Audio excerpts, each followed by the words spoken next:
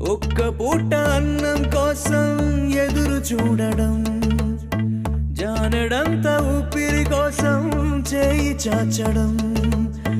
కడుపు కాలి కాలి ఇక్కడ బూడి తాగుతున్నా, మనిషి అన్నవాడికి మనసే లేకపోయినా